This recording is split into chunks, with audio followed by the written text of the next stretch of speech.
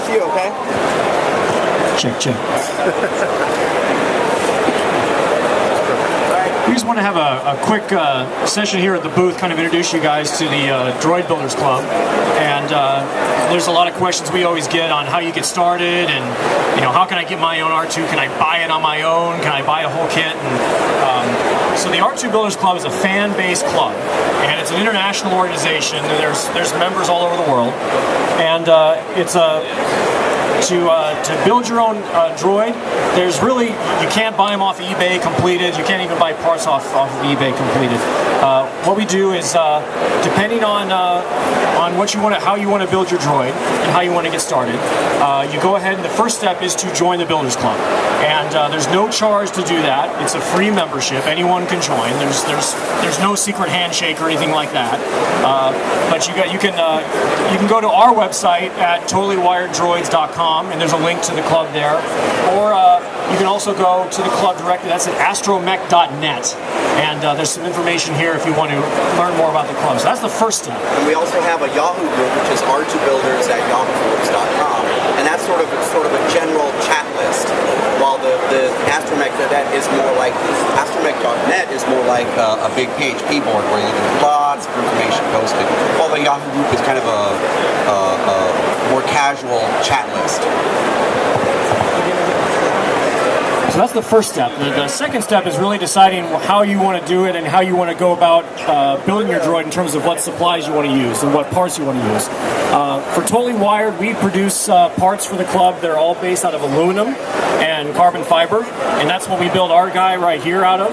And but I know, Max, you're out of the Southern California Builders Club chapter, and this is all fiberglass. I did mine myself, and he's fiberglass because that's what I'm more used to using. Some of the questions we always get asked is, how much does one of these things cost? How much time does it take? For our droid, we've been building him on and off for about 2 years now. And it really is, kind of get some pieces together, purchase parts from other manufacturers or build them ourselves, and kind of piece things together as we go along. And it's something where, we'll sit with him dormant for a month or two. We won't do much with him, and then we'll go on a parts run and grab a few things and start building them. Max, for your fiberglass one, how much time did it take you? How much investment was there involved here? I probably spent about $500 just making the fiberglass parts myself. I did them in white gel coat, but I then still spray painted them with white paint. That way, even if it gets scratched and dinged, well, it still is white underneath it all. He's pretty simple. On the inside, there's some plexiglass that holds the fiberglass shell together, but other than that, he's pretty simple. And I probably spent grand total. I probably spent about $5 grand. But that's not including if I was in charge for my labor. With $5 grand probably in parts and materials for building him to the state he's at now. Now for the metal parts, we make those, and so you don't have to have your own mill or anything like that to make the parts yourself. We can supply them to you. To be a part of this club and to supply parts for the club, we're required to not sell them for profit. So we just sell them for cost, and that way it keeps, just keep the money out of it. It keeps kind of the fun parts of the club intact. If anybody wants to come in, you can kind of check out some of the inner workings of Max's droid right here. And this is really the baseline. You can see the motor components that he's working with here inside the actual body of the droid. It uses a small servo here, which triggers these two switches. Those two switches are what drive. It uses a small servo here, the servo there, then turns the motor on either forward or backward, and that turns the dome ring. The dome ring is a simple motor, a small DC motor with a rubber tire. The rubber tire is rubbing against the inside of this bearing. This is a common bearing you can buy from Rockler Bearings. It's a woodworking bearing for putting a heavyweight TV on. This bearing's like only $50. The motor was like another $50. This is an old RC radio controlled car wheel that's put into it. And this radio only cost me about $150. Then the motor controller here I got from a company named Robot Power. They make a lot of the robot controllers for battle bots and everything. They're driving the two motors, which are down in the feet. The motors for the feet the batteries for the feet are down in the feet themselves. So the rest of him is pretty light, and with him being fiberglass, he's light enough.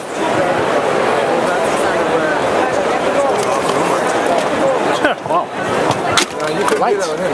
No, this guy- he weighs a lot more than that. The aluminum one weighs about 200 pounds right now, but that is primarily mostly battery weight. What kind of power? What kind of batteries? I have a pair I can show you.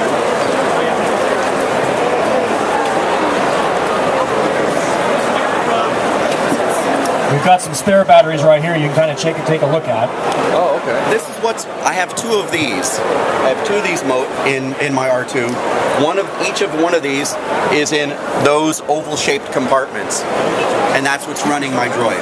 I have one other smaller battery, which is just for his voice system, and that's this. And this is a little small 12 volt, and that's inside the body.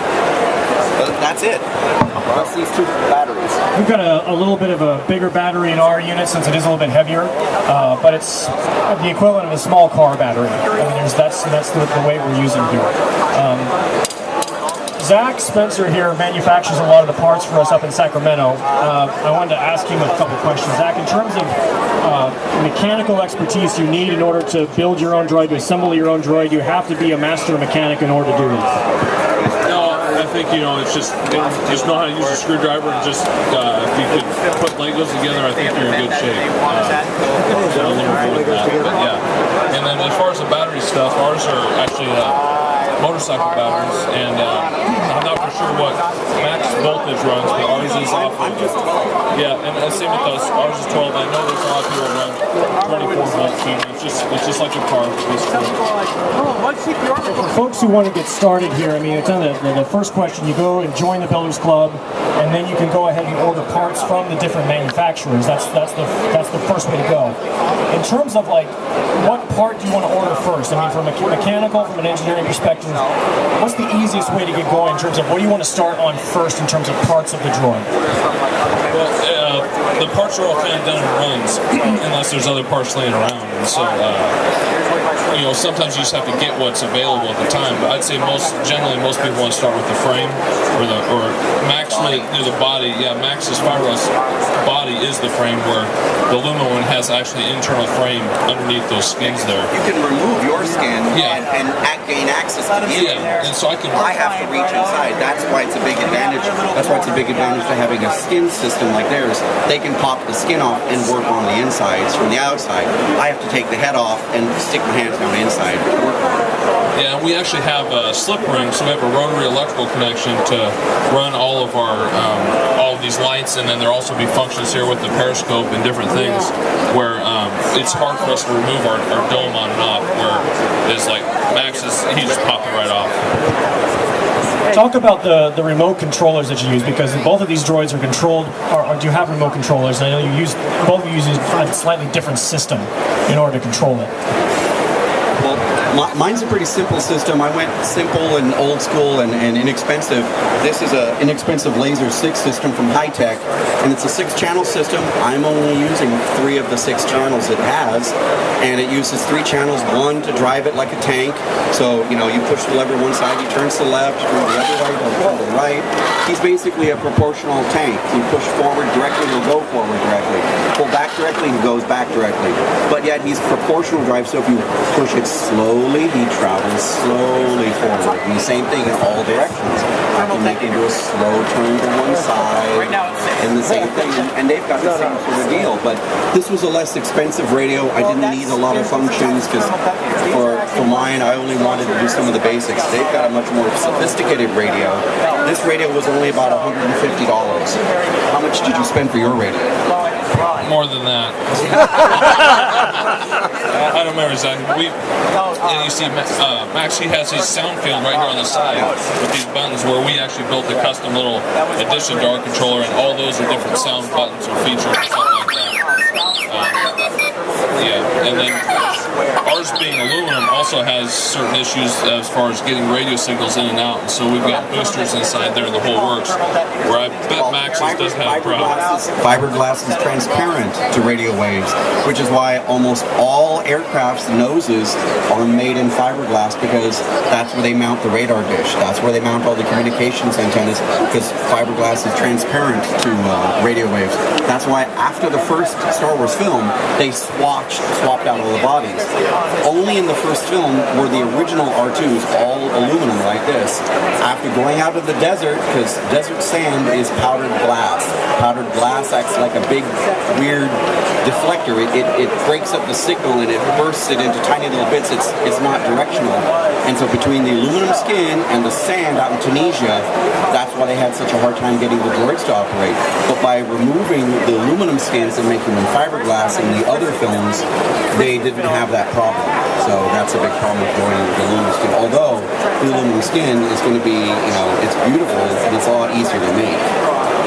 Yeah, it's all a matter of preference of what you're going for. I mean, there's obviously 6+ movies, and it's each one R2 has a different look to it. So it's what you want, basically.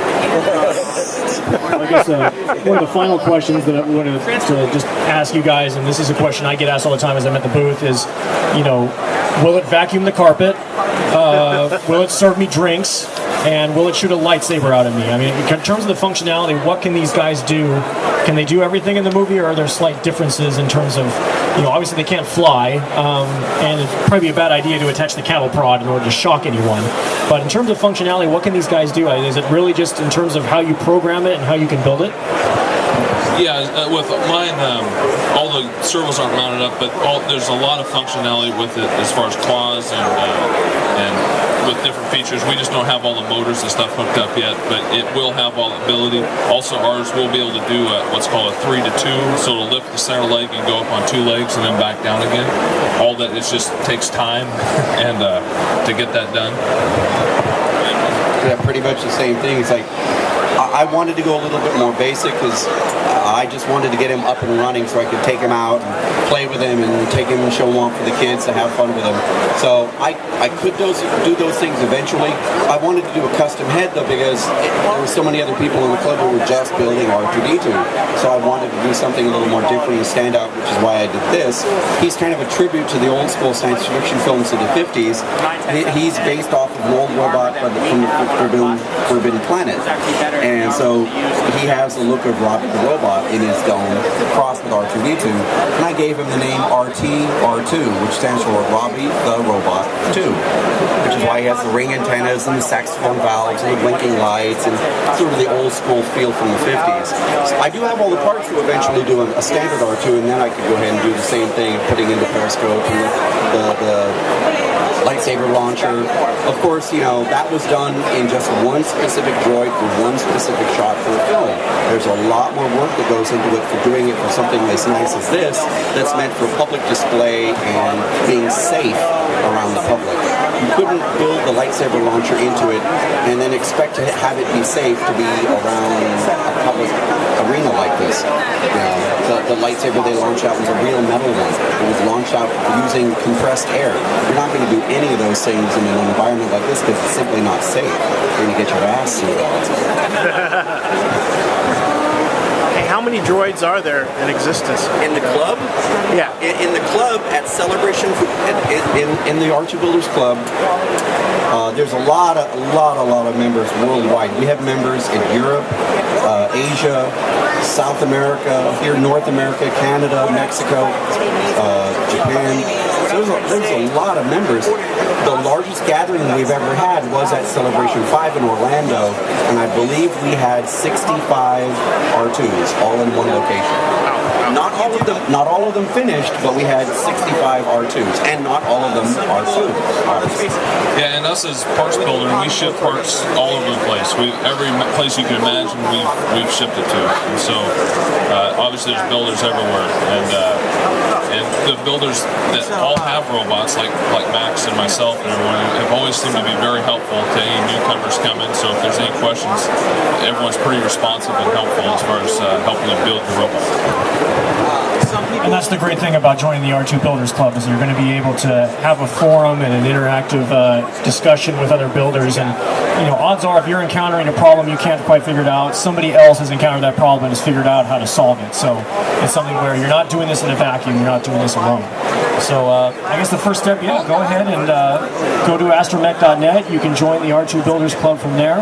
And remember, Totally Wired for when you're ready to get started and looking for a part supply. We definitely appreciate it. If anybody has any other questions, please feel free to come on up. We'll answer them as they come up. And we thank you for your time, and we'll see you here at the show. Have a great afternoon, everyone. Thanks a lot, guys. Hey, Obi-Wan, what do you think?